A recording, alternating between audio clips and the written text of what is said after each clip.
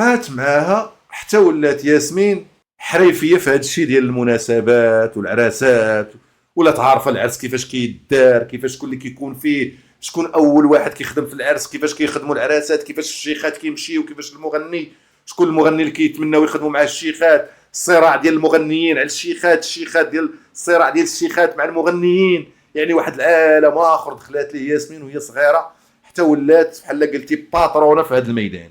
صراحه فاش عاودت لي القصه اللحم ديالي كيبورش، لان قصه ماشي عاديه، وقصه اللي غتخلينا نشوفوا المشاكل وشحال ديال الهموم هزات هاد البنت ياسمين. قصه صراحه اللي تصلح فيلم او تصلح مسلسل.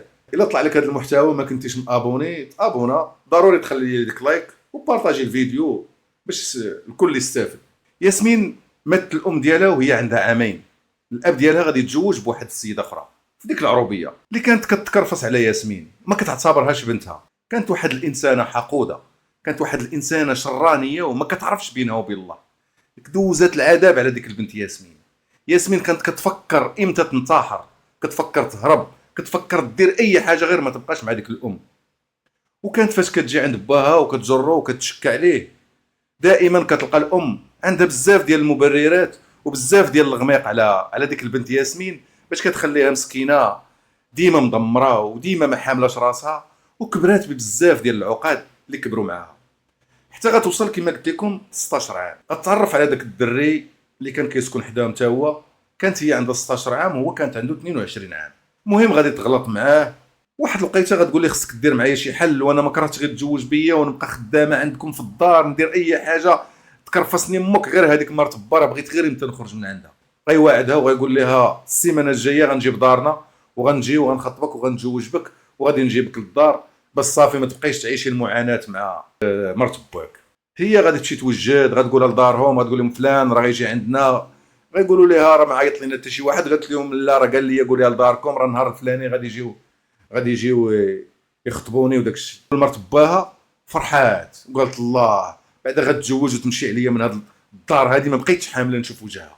كنتمناو زعما من اي واحده تزوجات شي راجل اللي عنده الولاد تعتبر دوك الوليدات بحال ولادها. النهار الفلاني غادي يكونوا موجدين وكل شيء، ولكن العائله ديال داك الدري ما غاديش يجيو. هاد الدري هذا غادي يقولها لدارهم بالليل، غيقول لهم راه برزطتني وبغات تزوج بيا وبغات تلصق فيا. دارهم غيطيحوا عليه واحد الفكره، غيقولوا ليه غتمشي للمدينه تخدم، راه كاين واحد عمك تما، غتمشي عنده وتجلس معاه وتبعد من هذا الشيء كامل. فعلا داك الشيء اللي غادي يدير الدري، غيوجد حوايجو بالليل، غيفيق الصباح بكري، غيشد الكار لديك المدينه اللي فيها عمو.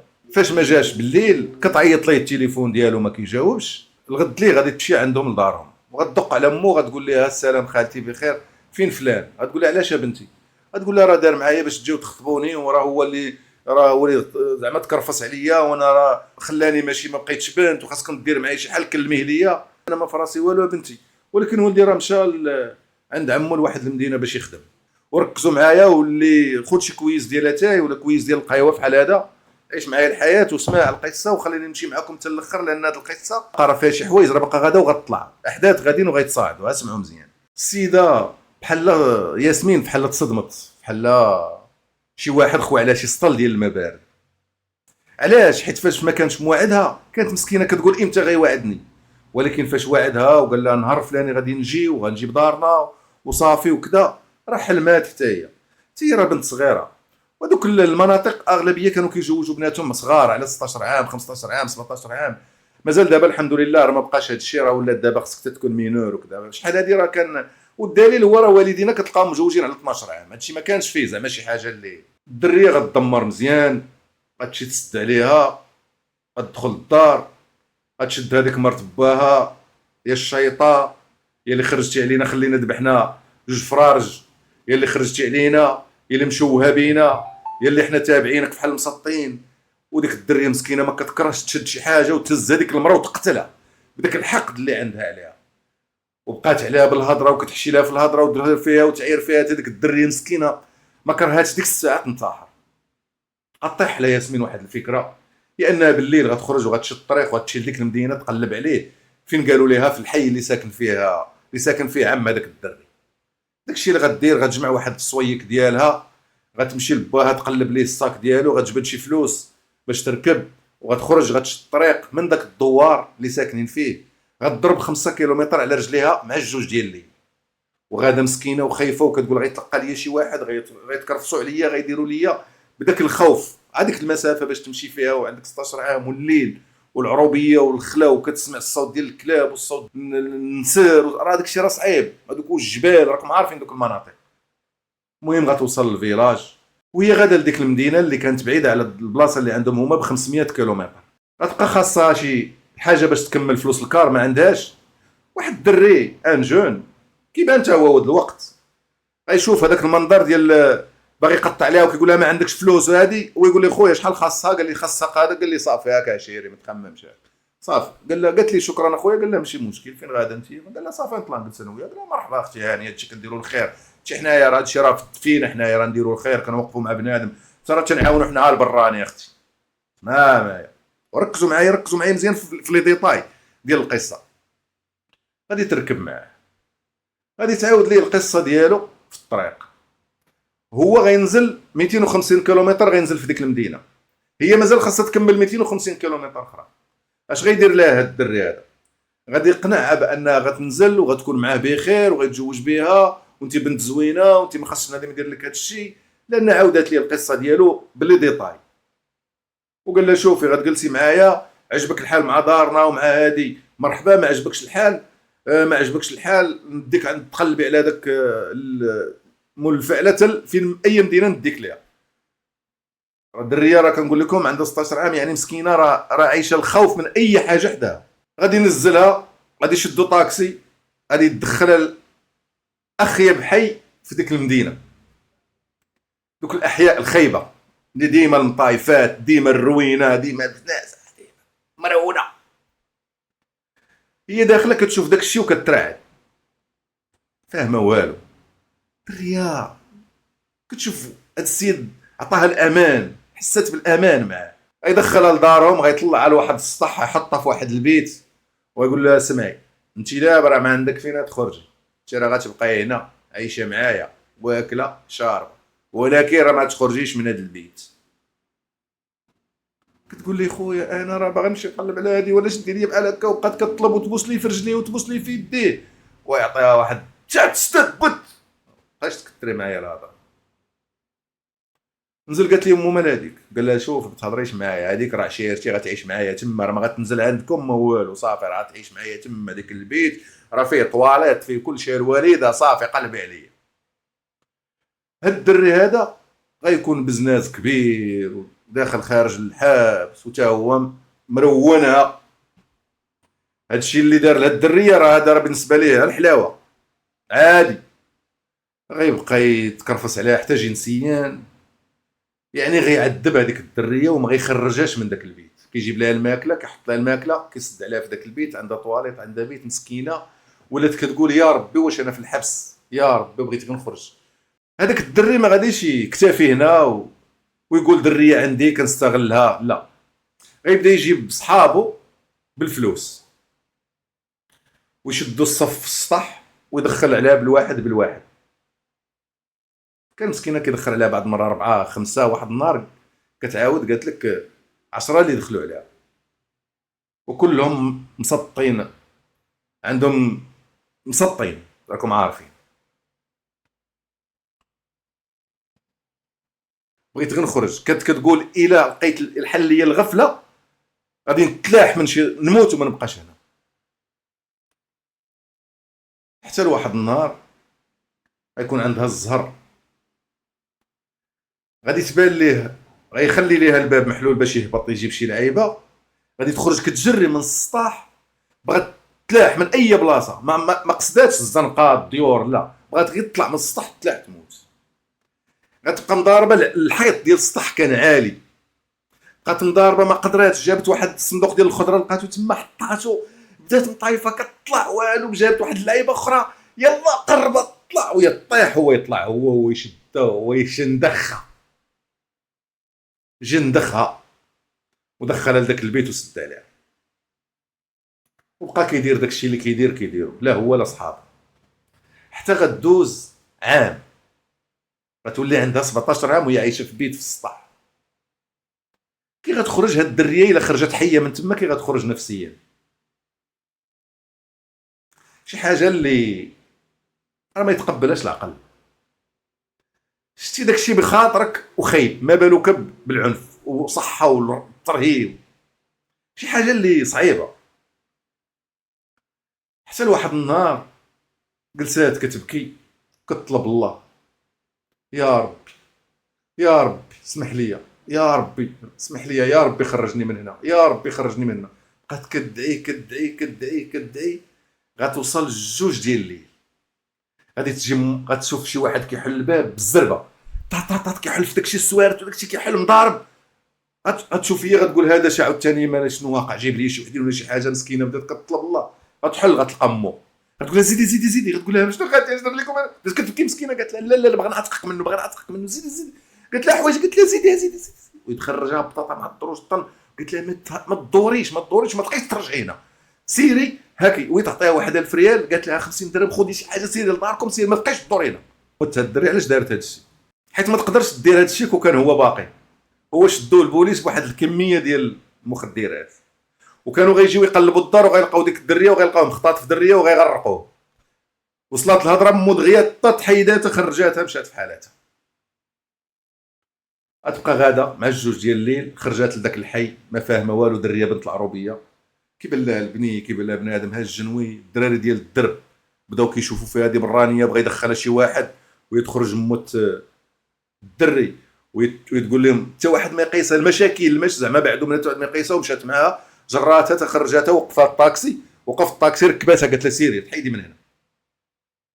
غادي تركب مع مول الطاكسي، وهنا غتبدا قصه جديده اللي هي غنعاود لكم. هي هذه القصه اصلا، القصه غتبدا من هنا، غتبدا من مول الطاكسي. هادشي اللي كله اللي عاودت لكم ماشي القصه، هادشي راه عادي. القصه يلاه جايه الاخوت. قصص أفلام عبد الوهاب، كنحكي لكم أفكار أفلام ومسلسلات من إبداعي، كتسمعوها هنا أول مرة قبل ما تحول لأعمال فنية. أي شخص غياخد القصص بدون إذن غيتحمل المسؤولية القانونية، جميع الحقوق محفوظة. اول حاجه بعدا كنبغي نشكركم على كاع الدعم ديالكم، يعني شكرا بزاف شكرا بزاف. هذا الدعم ديالكم راه تيخليني انا ندير مجهود ونلوح لكم 3 القصص 4 في السيمانه. كنت كنلوح حلقه، دابا وليت كنلوح لكم تقريبا 4 القصص في السيمانه. الا طلع لك هذا المحتوى ما كنتيش مابوني تابونا، ضروري تخلي لي ديك لايك وبارطاجي الفيديو باش الكل يستافد. غتركب مع مول الطاكسي. مول الطاكسي كان واحد الدري اللي كانت عنده تقريبا واحد 36 عام، هي تقريبا عندها 17 وغادا قرب داخله في 18، حيت كانت عندها 16 فجات قريبه ل 17. المهم دابا قربت ل 18. غادي يقول لها فين غادا، غتقول لي ما عرفتش. غيقول لها كيفاش ما عرفتيش؟ غتقول لي ما عرفتش خويا، والله ما عرفت فين غنمشي. قال لها مالكي؟ قالت لي راه واقع لي شي بلان. قال لها شوفي، قالت هو يشدها ويقول لها شوف ما تبرزطيش راسك. عجباتو، بنتي دريه زوينه. هو كاري واحد البريطمه، غيهزها غيديها لك البارطمه، غيجيب لها الماكله، غيمشي يشري لها الحوايج، غيحن فيها. هو راه غيستغلها، ولكن هي اش كتقول؟ الله هذا بعدا ماش مكارش، كيجيبش ليا بالدراري، كيستغلني انا. ولكن كيجيب ليا الماكله، كيجيب ليا داك الشيء، كيقول لي بغيتي تخرجي نخرجك. يعني بان لها الفرق ما بين هذا وهذا، ولكن راه هذا راه كارثه على هذا. اسمعوا قصه جايه. هذا بوحدو هذا مول الطاكسي. غدوز معاه 3 شهور مرتاحه بخير كذا. عاودت ليه القصه ديالو. واحد النهار قالت ليه راه بغيت نمشي. قال لها فين بغيتي تمشي؟ قالت لي راه بغيت نمشي نقلب على هذاك الدري في ديك المدينه اللي كنت غادا لها في الاول. قال لها ماشي مشكل. قال لها انت زيدي واحد السويمينه معايا ونوصلك انا حتى لديك المدينه. قالت لي صافي. واحد النهار غتقول لي شوف بغيت نخرج نخدم معاك في الطاكسي، نشوف الناس نعرف هذا الشيء كذا. قال لها صافي ماشي مشكل. غادي يطلعها وغادي يجلسها حداه، وغادي يبدا يهز الناس معاه، وخدام يحط هاد المراه ومجمع معاها وكيضحك معاها. المهم اعتبرها بحال شي وحده صاحبته ولا فهمتي. وهما غاديين خدامين في الطاكسي حتى غتحول القصه لواحد الاتجاه اخر. غادي يركب معاهم واحد الراجل عنده تقريبا شي 66 70 عام. واحد الرجل انيق، واحد البارفان كيضرب فيه، بارفان غالي، بين بارفان داير شي 5000 درهم ولا 6000 درهم. السيد كيبان لاباس عليه، وهز واحد الكتاب وكيهضر بواحد الطريقه، يعني واحد السيد باين من طبقه غنيه، وطلع معاهم. غادي يسمع هذاك الراجل اللي قلت لكم الانيق، غادي يسمع هذاك الحوار ديالها مع مول الطاكسي مع ياسمين، وغادي يقول لهم سمحوا لي ندخل وليداتي. قالوا لي اييه مرحبا. قال لها واش هاد القصه اللي كتعاودي ديالك ولا ديال شي؟ قالت لي لا سيدي راه ديالي وهادي وهادي، وبدات كتعاود ليه، ومع هي مسكينه صغيره وعفويه، ويبدا تعاود ليه القصه ديالها كامله من نهار جات حتى لدابا، تطلقت مع الطاكسي وما كتحشمش، كتقولش راه هذا، كتقول لهم هذا والاخرين داروا ليا وفعلوا، كتعاود كل شيء. وقال لها دابا انت شنو كديري؟ قالت ليه دابا راه باغا نمشي نقلب على هذاك ولا نقلب على خدمه ولا شي حاجه ما عرفتش اش ندير. ويقول لها تخدمي عندي؟ قالت لي فاش غنخدم عندك؟ قال لها تخدمي عندي في الفيلا ديالي وتعيشي في الفيلا وتجلسي معايا بحال بنتي بحال، ونخلصك مزيان. قالت لي الله يرحم لك الوالدين، الله يجازيك بالخير. مو الطاكسي تا هو قال لها يا سيدي الله يجازيك بالخير، درتي في هذا الخير، راه انا كنقلب ليها مسكينه بغيت غنعاونها، اللي بغى يعاون راه ما كيداش للدار. بغيت غندير فيها خير، والله الا بقات فيا مسكينه وراني معاون معاها، والله الا راه كنشدها ودابا كنوكلها راه شهرين ولا 3 شهور كنوكلها وكنشربها، والله سيدي الا غدير فيها واحد الخير كبير. وشوف، وحنا الناس اللي كنديروا الاجر عندنا خير كبير عند الله. شنو الخير كبير؟ كتخربق. واش كيقول؟ هو كيقول مزيان تهنيني من الماكله ونبقى نجي نهزها من الفيلا ونديها وترجع عندي ونعاود نجيبها وترجع عندي، ما نبقاش كاع نوكلها وكنديروا الخير. والله الا حنا راه ولاد الخير ولاد الناس. انا نهضرش على كل شيء، ما تجيش واحد يقول لي حنا الطاكسي، كنهضرش على كل شيء، كنهضر كاين ناس مزيان في اي دومين، كاين ناس مزيانين كاين ناس خايبين، اي مدينه فيها ناس زوينين فيها ناس خايبين. غادي تقول ليه امتى نبدا معاك؟ غيقول لها لا بغيتي تبدا معايا حتى دابا بداي معايا من دابا، ما عندكش مشكل. قالت لي لا ما عنديش مشكل. قالت لها حوايجي وهذا، قال لها ما تفكرش حوايج، كل شيء كاينه بنت هذه. وقال لمول الطاكسي اجي معنا انت باش تعرف نيت البلاصه فين كاينه وهذا. وهاد الفيلا هذه اصلا ما عايش فيها، وعنده فيلات في كاع المدن، عنده فيلات. هاد الفيلا هذه غير عزيزه عليه حيت دوز فيها الطفوله ديالو، كانت هي ديال باه وامه، وكياخذ واحد العهد على راسو ان مره في 15 يوم، مره في الشهر، مره في السيمانه ضروري يجي يدوز فيها يومين 3 ايام ويمشي، بحال كترجعوا للحنين لذاك الماضي للفيلا. وهذا هو لاباس عليه، عنده شركات، عنده زينات، كيدير التكستيل، يعني واحد السيت اللي لاباس عليه. غادي يحطهم مول الطاكسي حدا الفيلا، مول الطاكسي غيتاكد بلي هاد السيد راه ما تيكذبش، غيجي الخدامه غيحلوا الباب، غيجي داك الجارديني تما كيقاد، غيبان لك الشيفور حاط الطوموبيله واقف على حداها. قال لي انت دابا عندك الطوموبيل والشيفور وراكب معايا في هاد القشقاشه. اش قال لي داك السيد؟ قال لي لا، قال لي انا فاش كنجي لهاد المدينه كنبغي نمشي في الطاكسي، كنبغي نشوف الناس، كنبغي نعيش الحياه اللي كنت عايشها مع ولاد الدرب نفس كنا صغار. قال لي انا كانوا عندي ولاد الدرب، واخا حنا كنا عائله غنيه، كانوا عندي ولاد الدرب في هذا الحي الشعبي وفي هذا الحي الشعبي وفي هذه البلاصه. قال لي هاد الاحياء وكنمشي لهم في الطاكسي باش كنحس براسي بحال انا راه باقي صغير وباقي شو الناس كيفاش عايشين الحياه وكيفاش مسهلينها. الله يسهل عليهم بحال هاد الناس هادو، الله يسهل عليهم والله يعطيهم صحيحتهم يا رب وتحفظهم لوليداتهم، بحال هاد الناس الكبار اللي عندهم هاد العقليه زوينه. حشا في السيده وحن فيها. حاجه اخرى، راه هاد السيد راه ما طامع فيها ما حتى شي حاجه، ها باش تعرفوا هاد الراجل الانيق بلا ما نجبدو سميتو راه ما طامع فيها ما والو. غادي تدخل، غادي يقول لها انت هدوش دوشي، غيحل لها واحد البلاكار غير الماركات الغاليين، غيقول لها هاد البلاكار راه فيه سراول، هادو بيجامات، هادو حوايج اللبس، هادو شوفي اللي قدك لبسيها. غتقول لي وهذوك الحوايج مالهم تما؟ نقول لك هذوك الحوايج اصلا ديال ولادو عنده شي صغير شي كبير شي بنات ولاد. قال لها اي حاجه بانت لك هنا لبسي، هادو راه ديال ولادي وراه ما كاينش مشكل، لبسي اي حاجه عجباتك ونساي دوك الحوايج. حتى لهنا الامور مزيانه، كلشي زوين، كلشي بخير. السيده مسكينه ياسمين البنيه ولات فرحانه، ولات كتقول الحمد لله يا ربي الحمد لله. لقات راسها هذاك النهار الخدامه كيطيبوا، هي حتى هي ولات كتدخل معاهم تعاونهم، كيوجدوا المول الفيلا، واحد الجو زوين. وهذوك الناس اللي تما راه كلهم كيبقاو ديما وكيتخلصوا الشهريه ديالهم ديما، واخا هو ما كاينش في ديك الفيلا. شوفوا الناس اللي كيديروا الخير. كتلقى شي واحد عنده ما عرفتش شنو، كتلقى داك اللي خدام عنده ما يعطيش فلوس ويعطلها عليه ويمرضوا ويعصبوا، ما كنفهمش كيفاش كيفكروا. ناس عايشين واخا ما كيجيش، نهار كيجي كيخدموه، نهار ما كيجيش ما كاينش. غادي تجلس معاهم، غتمشي تنعس غتلقى عندها بيت كبير، ناموسيه واعره، لي بارفان، الروايح مليوحين. داكشي بكثرة ما صدمها هذاك اللي داها للسطح، بكثرة ما صدمها مول الطاكسي، بكثرة ما هنا كتقول يا ربي حمدتك وشكرتك، انا تعذبت وتكرفست ولكن ها ربي فرجها عليا، يا ربي حمدتك وشكرتك، يا ربي حمدتك وشكرتك. مرتاحه، نعسات بخير، كل شيء مزيان. فاقوا الغد ليه، دوز هو ديك الايامات اللي كاينه تما ومشى. هي شنو غدير؟ غادي يجي عندها مول الطاكسي ويقول لها دابا هو ما كاينش، اجي خرجي معايا.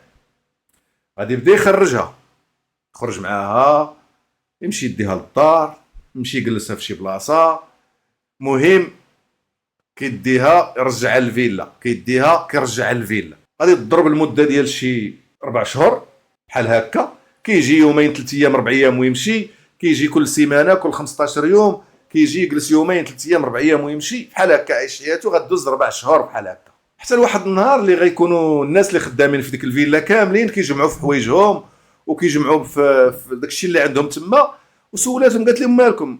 قالوا لها واش انت ما في راسكش؟ قالت لهم لا. قال لها راه هذا هو الشهر اللي كناخذوا فيه كونجي، انت ما غتاخذيش كونجي تمشي لداركم؟ قلت لهم لا لا انا ما عرفتش، ما قال لي والو الاستاذ. قالوا لها هذا الشيء اللي كاين، راه حنا هذا هو الشهر اللي كناخذوا فيه الكونجي. قالت لهم ياك؟ قالوا لها قالت اش غندير دابا، اش غندير، ياك ما غيقول لي خرجي، ياك ما وهي عارفه مسكين كيحن فيها وكيتهلا فيها وكيخلصها وعطيها كل شيء، ولا بحس بحال بنته، ونزيدكم راه عمرو طمع فيها. باش تفهموا راه كاين اللي يقدر يدير هذا الشيء وكاين المقابل.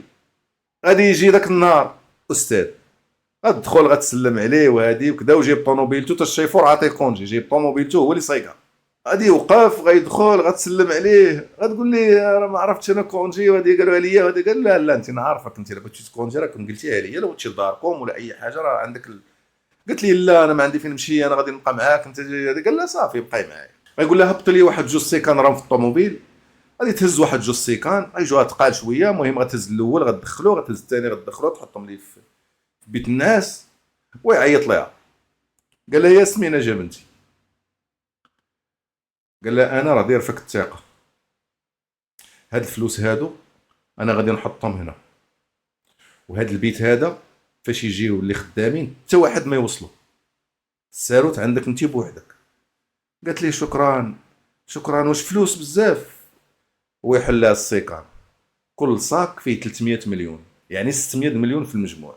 قالت لي صافي ما كاين حتى مشكل وخاصنا نخبو. قال لا لا لا ما تبرزتيش راسك، غير هذا البيت ما يدخل ليه حتى واحد وصافي، هذا البيت ما يتنقاش باش ما نلعب، باش نعرفوا ولا كانت شي حاجه نعرفها. قالت لي صافي يا استاذ ما كاين حتى مشكل، كوموندا شي حاجه من الزنقه. المهم عاشوا وياها وبقى كيتصنت ليها وكتعاود ليه وكتصنت ليها وكتعاود ليه. واحد لقيته غادي يمشي وغادي يجبد واحد الجوا 6 المليون. غيقول لها هذا راه مكافاه ديال الخدمه ديالك، على اساس هو عطيها ليها غير مكافاه بانها راه خدمات معايا هذا الشيء، واخا كتخلص هذه مكافاه. هي شنو فهمات باللي هذيك مكافاه ديالها، باش عرف صغيره وما قاريه، فهمات باللي هذيك المكافاه ديالها ربطاتها مع الناس اللي خرجوا كونجي، وقالت هي مسكينه راه صافي دابا خصني نجمع حوايجي ونمشي. قالت لي شكرا استاذ، ولكن ما قالش لي اشرح لي واش غنمشي، ما قالت لي والو. هي غير فهمات باللي راه هذه مكافاه. هو لا، هو هذيك المكافاه كيعطيها لكاع الخدامه وكلهم صيفط لهم فلوسهم، لان كلهم ملي كيعطيهم وقت الكونجي كيعطيهم واحد، كل واحد واش كيعطي 4 6 8 10 على حسب واش عندك ولاد ما عندكش ولاد بوحدك، كيعطي اونفلوب هذاك من عنده هو كيعطي لهم. هي فهمات باللي راه صافي، قال لها خرجي بعدي مني فلوسك سيري في حالاتك. وباش تعرفها مسكينه، راه فاش قال لك هاكي الساروت راه باين كيقول لك بقاي. هي ما قالت، ولكن علاش قال لي الساروت ما بارتش، قالت دابا وقال لي الساروت غير وقيته اللي غتبقى معايا. ما فهمت اش غدير استاذ. اسمع، غادي تعيط لمول الطاكسي وغتقول لي راه واقيلا غادي نجمع حوايجي ونجي عندك، مالكي وراها اشنو طرا واشنو طرا، وراه عطاني 6 المليون وقال لي هذه مكافاه ديالك وصافي ودابا خصني نخرج، راه هو خاصو نهار يبغي يمشي خصو يلقاني جمعت حوايجي وغنمشي. قال له وكيفاش هذا البلان؟ قالت لي راه ما فهمتش ودخل معاه واحد السيكان فيهم 600 مليون، كل واحد فيه 300. ويقول لها كيفاش تم؟ قالت لي راه جاب واحد جوج سيكان فيهم الفلوس وهذا، انت دابا دير بالك لا عيطت لك جاوبني لا نشوف الوقيته اللي غيبغي يمشي فيه هو باش يسد الفيلا ولا شي حاجه، انا راه خصني انا نخرج. قال لها شوف عرفتي اش غديري؟ قال لها مع ديك جوج الليل تينعس وهبطي عندي. قالت لي صافي. الجوج ديال الليل صونا عليها، خلى الطاكسي بعيد، جا على رجليه، صونا، دخل، قال لها كيفاش البلان ديال 600 مليون؟ قالت لها كيفاش؟ ويقول لها شوفي اجي نديروا واحد البلان زوين. قالت لي شنو؟ قال لها غادي ندير انا فحال انا شفار، ودخلت وشفرت الفلوس وخرجت، وفاش نمشي نقسم انا وياك ونعيشوا حياتنا ما كاينش اللي غادي يعرفنا. قالت لي لا، هاد السيد دار فيا الثقه، هو اللي دخلني من الزنقه، وهو اللي دار ليا، هو اللي فعل ليا، هو اللي ترك ليا، وما نقدرش نخونو وما نقدرش ندير هاد الشيء. انا واخا انا راه عندنا 6 المليون نعطيها لك ولا ندير بها شي بروجي ولا ندير شي حاجه، المهم انا ما تقولش لي ندير هاد الشيء. قال لها شوفي دير واحد القضيه، ادخلينها للبيت اللي فيها الفلوس وانا نشرح لك. دخلاتو، دارت فيه الثقه، دخلاتو، دخل البيت، حل جبدات ليه، قالت ليه ها فين؟ شاف الفلوس، قال لها ما تقوليش لي دابا هاد الخير غنخليو. قال لها غنهز السيقان وغنزيد وغادي من بعد انت غتخرجي وغنمشيو لشي مدينه ولا غنمشيو برا ونعيشوا حياتنا.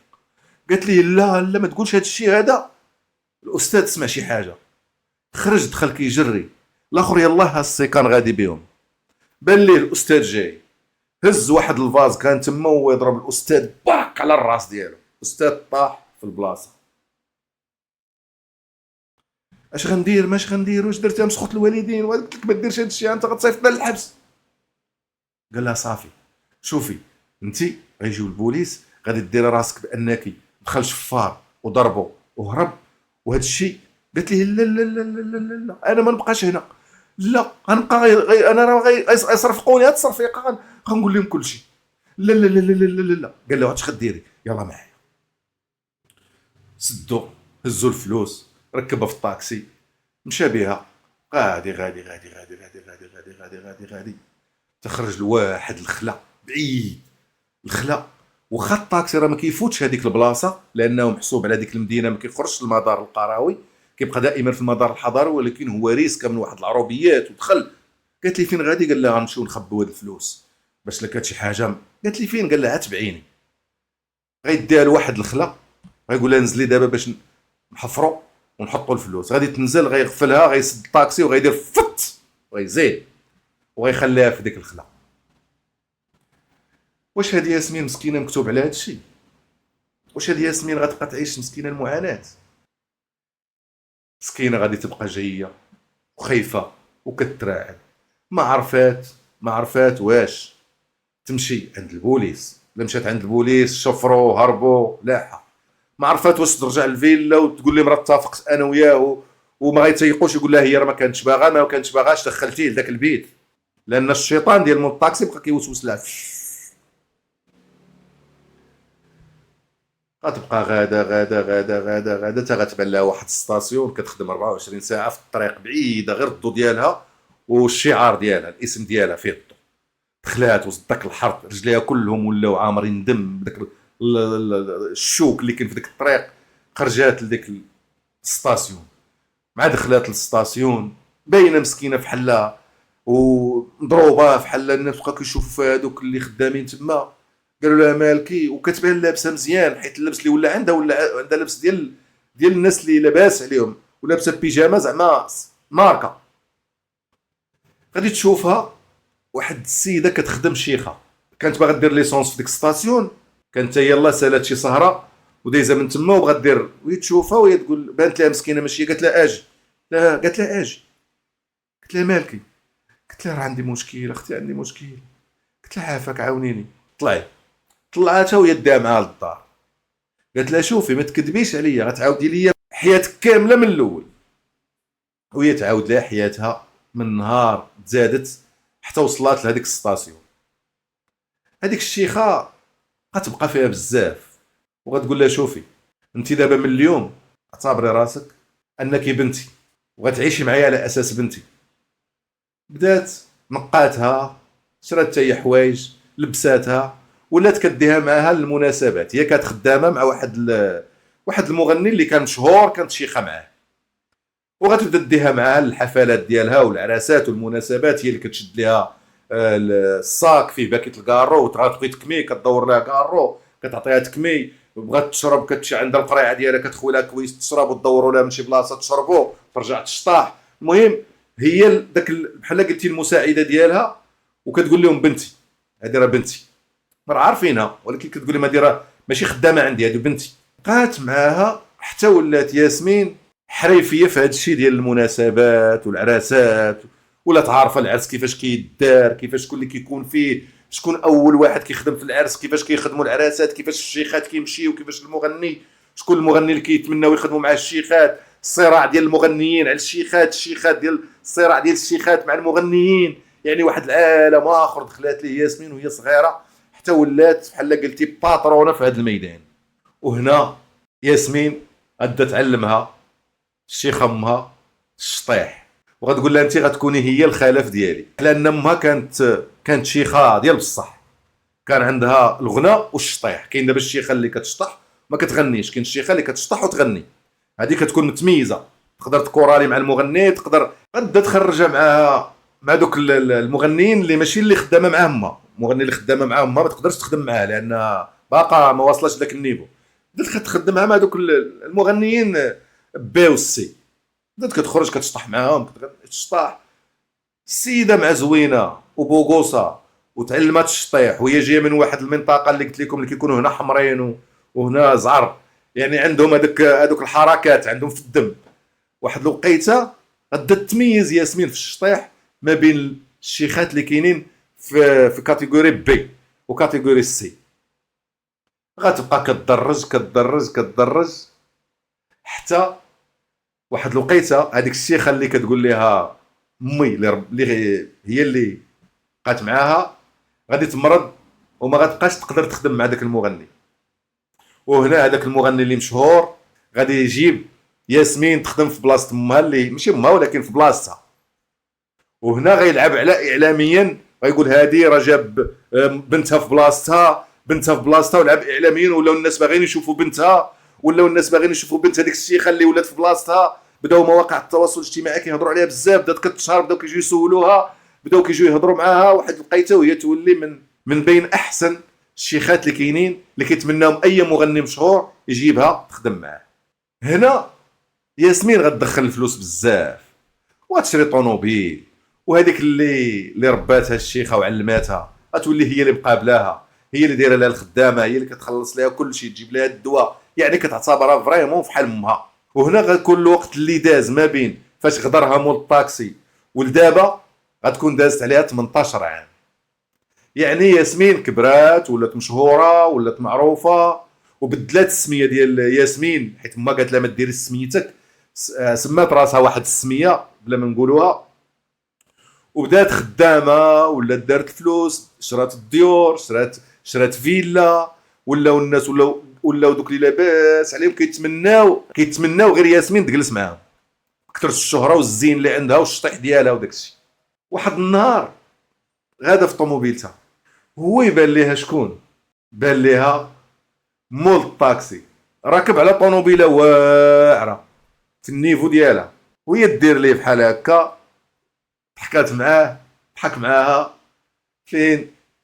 قال لها النمره، قالت ليه وقف، قال لها الفنانه ديالنا كي دايره بخير، شرف لي عرفتك وهذا. قالت لي ماشي مشكل، خذ النمره ونتواصلوا كذا. هو ما عرفهاش لانها تبدلت، قاستك ياسمين نفسيا محقوره، ولات السيده لاباس عليها، ولات يعني ما يمكنش تعرفها وما عرفهاش، لكن هي عرفاته حيت هو متبدلش بزاف. غادي تبقى معاه، تسهر معاه، تجلس معاه، حتى واحد الوقيته غيبدا يتباهى مع صحابه، يقول لهم وراه فلانه راه صاحبتي. كيقولوا لي ما يمكنش، كتقول لهم والله تصاحبتها الميساجات كذا. ولكن هو واحد النهار قال لها في راسك راه انت بحال فايت شيفك. قالت لي ما عرفتش، راه تكون شايفني انا، راه فنانه راه غتكون شايفني. قال لها لا عرفتي وجهك الله ما غريب عليا. قال لها وانت نديروا شي بروغرام؟ قالت لي مرحبا وفق ما بغيتي. قالت لي ولكن انا راه خصك تحط لي العاقه. قال لها طلبي اللي بغيتي. قالت لي اللي بغيت. قال لها اللي بغيت. قالت لي وصافي تجي عندي للدار ونقول لك شحال. قال لها صافي غدير معاه الوقت، غتجيبو للدار ديالها وغتخليه حتى غيجلس وينشاط ويرتاح. واحد الوقيته غيفيق مول الطاكسي غيلقى راسو مربوط، يديه مربوطين، رجليه مربوطين، فمو مسدود، ما كيقدرش يغوت ولا يهضر. ولقى ياسمين جالسه حداه في حالك. قالت لي عقلتي عليا؟ قال لها لا. قلت لها انا هي ياسمين. قال لها راك نقول انتيا، راك نقولها ولكن كذبت راسي. قال لها شوفي دابا خذي الاملاك ديالي، ديري اللي خذي اللي بغيتي، نعطيك ديك 600 مليون، انا عندي دابا درت بروجيات، نعطيك مليار، نعطيك. ما تادينيش. قالت لي وانت ما رحمتينيش فاش لحتيني في الغابه؟ علاش ما رحمتينيش؟ علاش ما قلتيش مسكينه وليا غنحطها تما؟ علاش ما قلتيش هذا الشيء؟ ويتهز واحد الجنويه وبقات كتضرب فيه، كتقتل فيه، هو حي وهي كتضرب فيه وكتقتل في اي بلاصه حتى قتلاتو. فاش قتلاتو ما دارت حتى شي حاجه في دارها، وعيطات للبوليس قالت لهم السلام بخير، انا راه قتلت واحد السيد في داري، اجيو. غادي يجيو وغادي يلقاو فعلا مول الطاكسي مقتول، وغادي يديوها وغتعاود لهم القصه ديال الاستاذ. وهاد القصه هادي انا كتجيني هاد القصه تجي مسلسل ولا فيلم، ولا ما كنتيش في ابوني تابونا وخلي داك الجيم ضروري باش تعاون المحتوى يطلع، ونتلاقاو في قصه جديده. السلام عليكم. قصص أفلام عبد الوهاب، كنحكي لكم أفكار أفلام ومسلسلات من إبداعي كتسمعوها هنا أول مرة قبل ما تحول لأعمال فنية. أي شخص غياخد القصص بدون إذن غيتحمل المسؤولية القانونية. جميع الحقوق محفوظة،